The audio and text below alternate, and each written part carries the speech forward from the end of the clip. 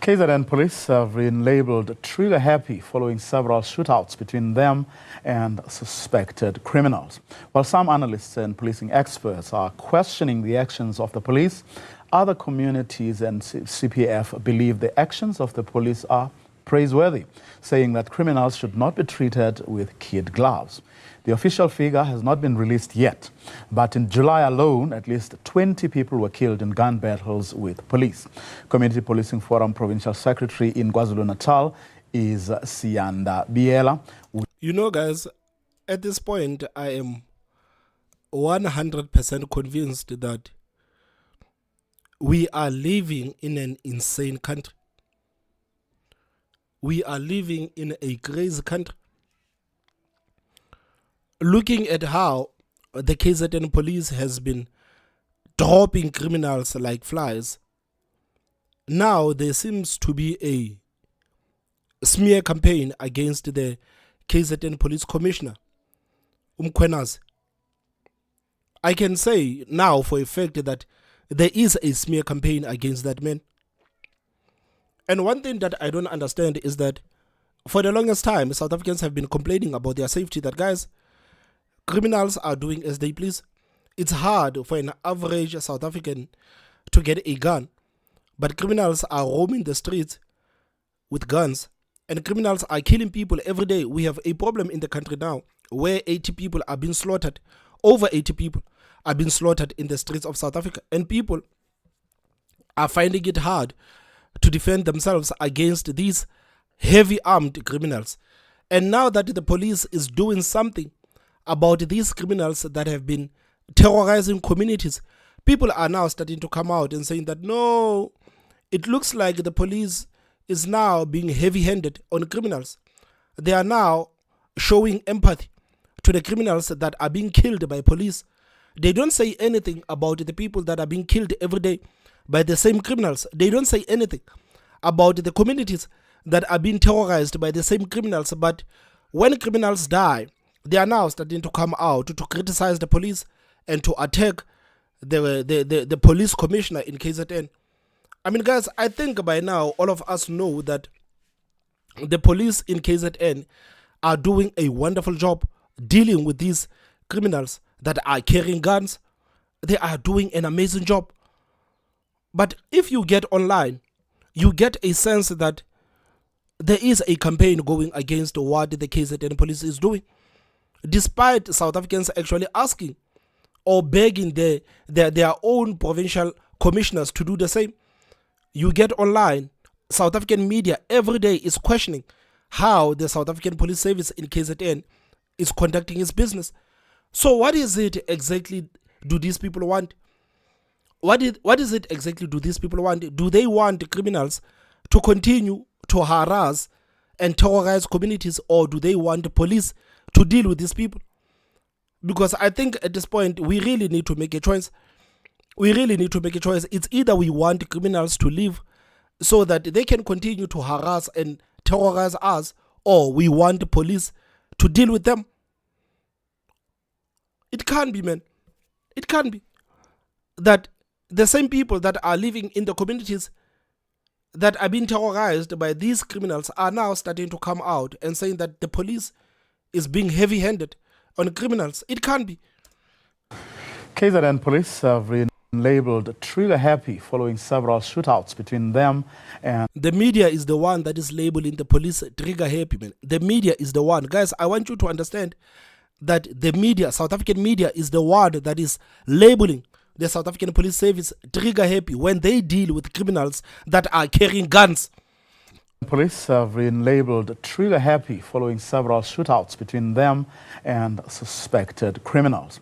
While some analysts and policing experts are questioning the actions of the police, other communities and CPF believe the actions of the police are praiseworthy, saying that criminals should not be treated with kid gloves.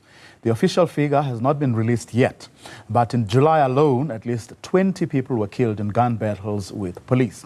Community Policing Forum Provincial Secretary in KwaZulu-Natal is Sianda Biela, who joins us now. Sianda, a very good morning to you. Thanks very much for your time. What is I mean, your organization's attitude towards this issue?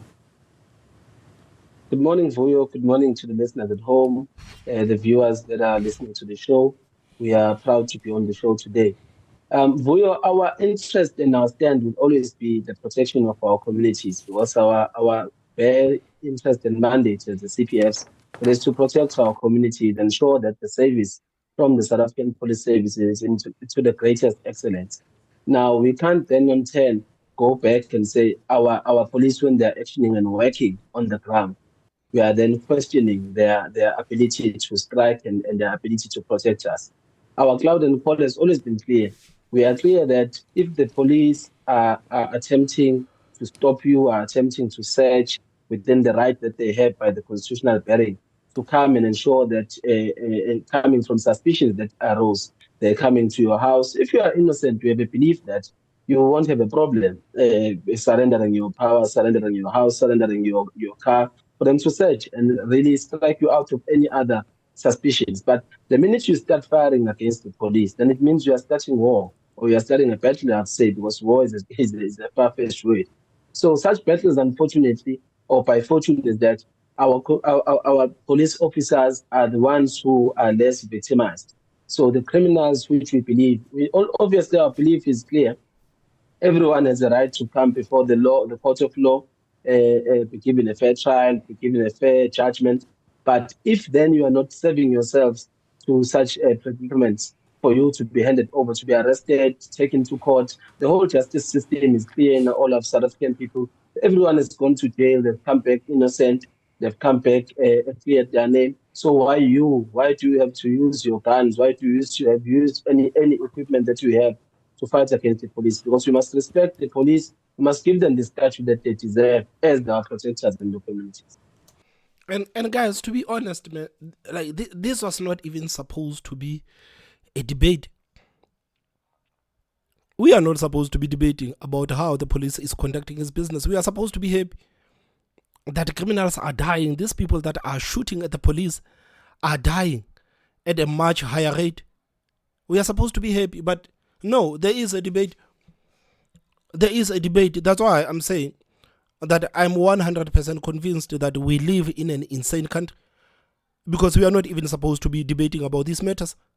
For the longest time, we've been talking about the police and how the police is not working and how the police is allowing criminals to roam around the streets. And now you have the police analyst telling us that the police is now being heavy-handed when they are dealing with criminals that are carrying guns. These people, they don't say anything about all of these reports that are coming out that the guns that are belonging to the SAPS are now being sold to the criminals. They say nothing. They say nothing about the fact that these criminals, they have heavy machinery that an average person on the street will not be able to find. They say nothing about all of these issues, but they want to attack the police. So that's why I'm asking, man, what is it exactly are these people trying to achieve? What is the South African media trying to achieve by trying to cast doubts on what the police is doing? What is it exactly are they trying to achieve? What is it are they trying to achieve? I mean, like over 80 people are being slaughtered in the streets. Let's say 110. Let's say 110 because 80 are the ones that are being recorded. Like we don't know exact number. Let's say 110, 120 people are being slaughtered in the streets every day. They don't say anything about that. But when few criminals are being slaughtered in the streets, when 5 criminals are being killed, they are now starting to come out and to raise their voices. Why don't they raise their voices against the criminality that has been perpetrated on South Africans? Why don't they say anything about that? The fact that we are even having a debate today about the police killing criminals, it's insane. It's insane. It's insane. Do you believe that criminals have perhaps become a lot more daring, a lot more brazen these days? I mean, like, that is not even a question, man. The fact that these people can draw their guns and shoot at the police, it tells you everything that you need to know. And the fact that the same people, they don't say anything and the media says nothing when the police are being slaughtered by the same people. They say nothing when police officers are being targeted in their homes, when police officers are being targeted in their own neighborhoods. They say nothing about that. No, it's fine. It's just criminality in South Africa. No, it's crime. It's crime in South Africa. But when these people are being dealt with, they are now saying, no, they are now starting to cast doubt on the work of the police. They are now starting to cast doubt on the work of the police. Like, why would you say, like, do you think that the criminals are now, like, they feel the... Of course they do. The fact that they can shoot at the police, of course they do. Of course they do. I mean, where are these people living, man? You look at the crime that has been committed in the country. Just look at the crime statistics, man. Look at the crime statistics. Look at how people are losing their lives in the streets for their own possessions. Look at the fact that people are being slaughtered in their own homes for their own appliances. People are being slaughtered in their own homes. No one is safe in the country. No one is safe. It doesn't matter where you live. People generally feel unsafe in the country at this moment. People feel unsafe. It doesn't matter. You can live in the farms, you can live in townships, you can live in informal settlements, you can live in the suburbs. It doesn't matter where you live. It doesn't matter where you live. You feel unsafe. You feel unsafe going to town and coming back. You say, thank you, Jesus, for protecting me. But few criminals are being dealt with now. We really need to start having a conversation. We really need to start debating about the police and the way these people are shooting at criminals and killing these criminals. We need to start having a debate about how these people are now starting to be heavy-handed on our dearest criminals. It's insane. A lot more daring, a lot more brazen these days. What is the reality, Vuyo, is that as our call as the CPF to the police minister to say, let us resource the SAPS to the best maximum that we have. You'll recall in the July unrest, how our police officers were not able to really manage and deal with managing the situation. It went so rapid, the ripple effect, we know what happened after that. So we call on the resourcing of the South African police services, because we find that in the streets, there's guns and a number of wielding guns in the streets, in all corners of the streets. A young man, a young boy, a small 15, 16-year-old boy is having a gun. You do not know where the gun came from. So it can be a gun of a father, of an uncle, of a grandfather who died and that gun was never surrendered. It can be a gun that was stolen in any other instance, but there are guns in our streets. Then we need to sweep those guns as we are assessing the SAPS, because we have a problem in our communities where there are security companies who are heavily armed, more than the South African police services. So we find that they are in the current back foot. Based on that, then people start to intend to undermine them, underestimate their authority and power. That is why then when they are faced with such a blow, then they get surprised, because the South African police service must enforce the law. They must ensure the safe inhabitants of our South African citizens. Well, the reason I was asking that question as to whether you think a lot of criminals have become more brazen. So also, I mean, when you see, some of the heists and robberies captured on social media, it's the stuff we only thought existed in movies and. I mean, like, of course, like that is the reason why that question makes no sense. That is exactly the reason why that question makes no sense. Most of these things are actually documented for us to see. They're documented for us to see. You see the CCTV cameras. Look at how people are being robbed in the streets. Look at the CCTV footage that is coming out. Every day there are CCTV footages that are coming out. CCTV footages that are coming out, showing us how brazen criminals are. Based on fiction. Definitely, but there's a lot of factors, Vuyo, and the viewers at home, with regards to the issue of this. Firstly, we must also acknowledge that the issue of the high employment rates in South Africa is one of the triggering factors. But yet again, it does not have to be an excuse for people who then go out there and have your cash in transitized, people who go out there and rob stores and rob aunties or mothers, whoever is vulnerable. But we are saying, in part to that, we must also identify that there are people out there who are skilled.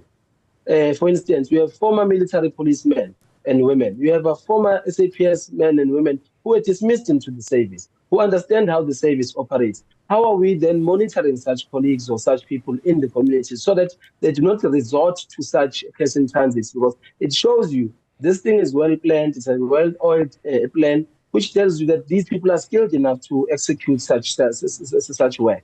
So a person like myself, who's never been in a service, who's never understood the processes of a service, cannot just wake up in the morning and just have that brazen attitude to go and stop a car, a G4S car or any other service provider who transports money across the province. But it's an issue of saying we have skilled people in our communities that we must be able to track, and we must be able to keep tabs on them. Because some of them, as I've said, they are skilled people without work, which are IT specialists and whatever the case may be, your economists, but you also have your bankers, former bankers who've been released in their work, retrenched in some instances, some being fired.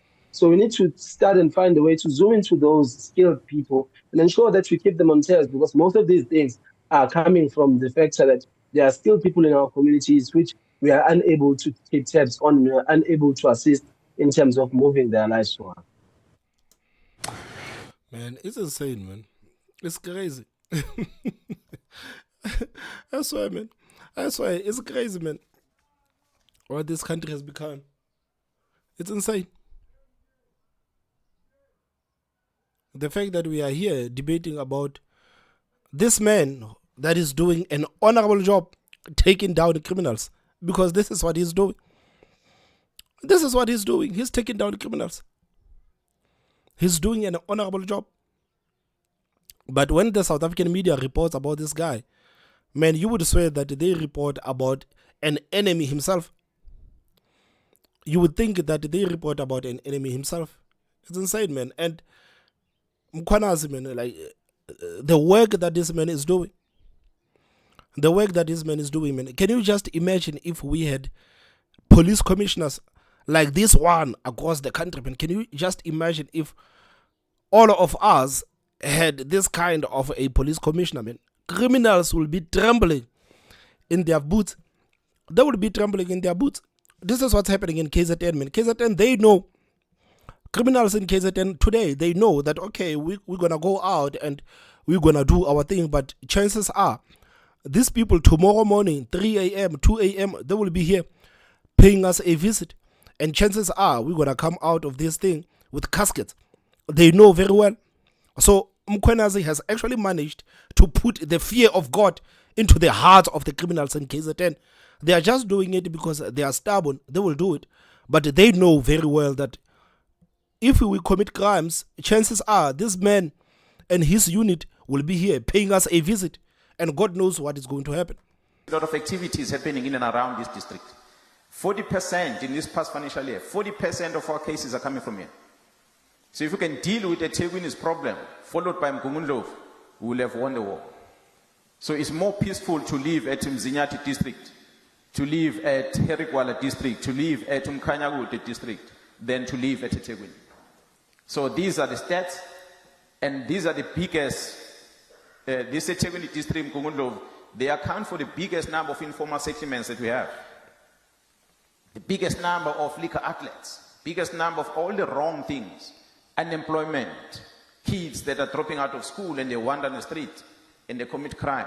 They are all within this eThekwini district. So we need to identify what the problem is and how then do we fix it going forward.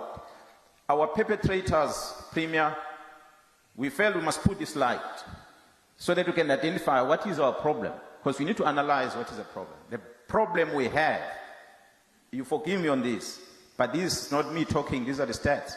We have a problem with the black man in South Africa. We have a serious problem. What we see here, we put the colors, the races of perpetrators that we've arrested.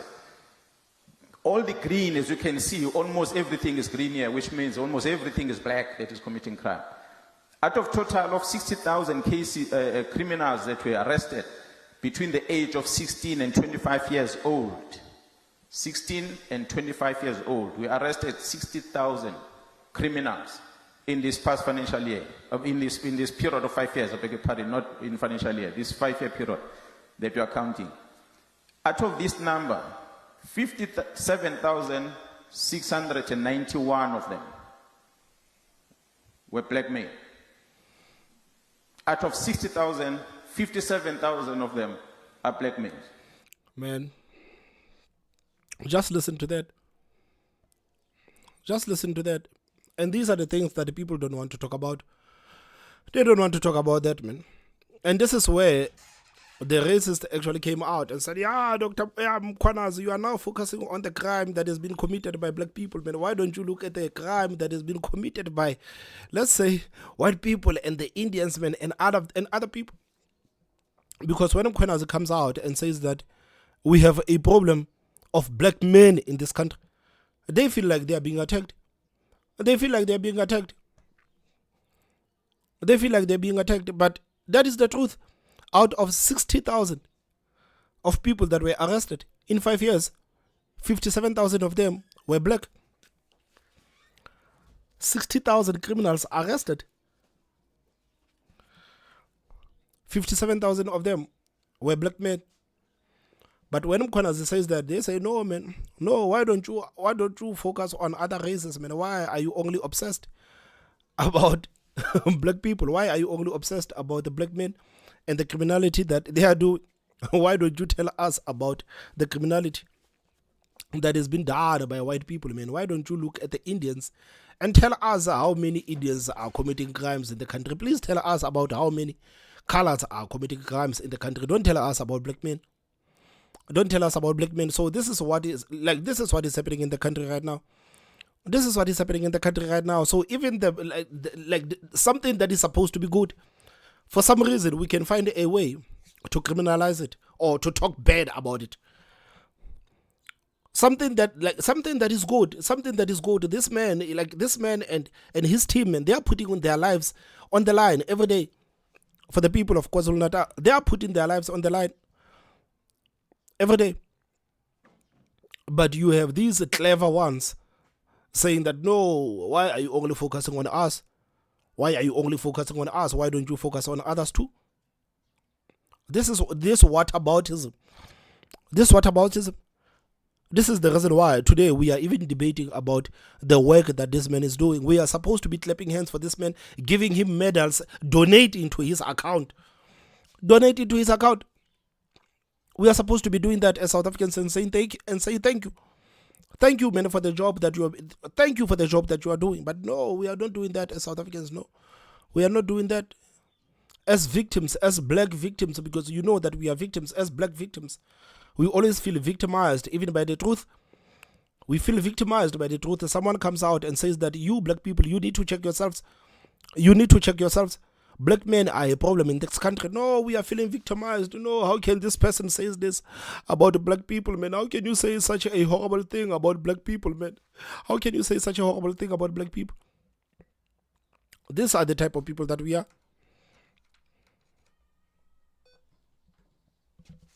These are the type of people that we are. We feel victimized by the truth. Me personally, man, I would actually want the whole country, man, every province to actually have a commissioner like this one. A commissioner who is not scared to face the criminals head on and dropping them like flies. Guys, please tell me what you think in the comment section. Don't forget to hit that like button, and the most important part, subscribe. My name is Thomas Mabaso. I will see you next time. Bye-bye.